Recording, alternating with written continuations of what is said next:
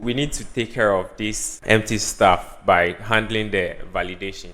So let's see how we can fix that issue. So before the user will add the tags, we want to clean the test. We call it clean test, and then the test, there's a function called trim. So you call trim on it. This one remove any unnecessary space. So now we want to check if it is empty test. So clean test, and then we check if it's empty. If it's not empty, then we can go ahead and run our tags. If it's not empty, then we can do this. But if it's empty, we want to show some error message. So to do that, the first thing you have to do is return. We don't want to continue with the thing, so we'll return the button. So this will prevent the button from running the action. Inside here, we go above here and then create some variable to track the error. So it's error.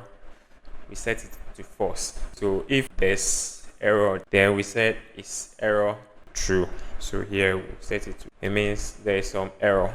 And then after saving the thing to, you want to reset the text to empty. Yeah, so this is a level of validation that we are doing here. The validation is going on, but we have to show the error message in the text field. To handle that, it has a property called error. We have to set this one to, if there's error, and then we set it to the value that has been updated.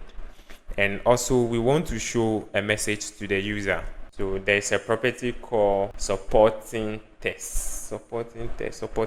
Yeah, this one. So I'll just copy it and then bring my comma and paste it here and then set it. So if there's actually an error, then we show this message. So that's all. So in the unchanged value, you want to also set this to false. Okay, so in the unchanged value, you set this to false. So let's run the application.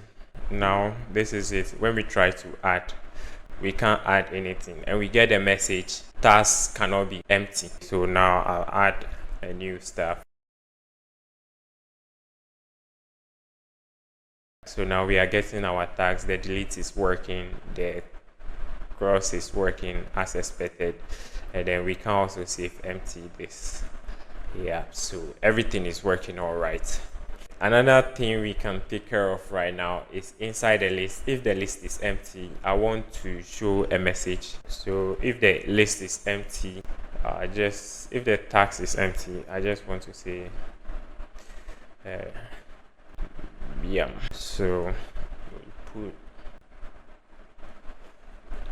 and I also want to put some line between the list, for example testing, and then so I want to put some line between them. So to do that line, you come to the list and then below this guy, so right here, just do horizontal divider. So just call the horizontal divider and then run it. Right, so testing, whatever you see. So this is the line. So I'll make this one faint. The background, let me reduce the background color very low. I'll set it to 1 and then run it again. So testing.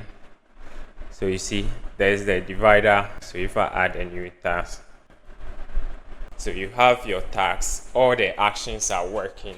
This is a complete application that handles the CRUD operation and all that. See you in the next video.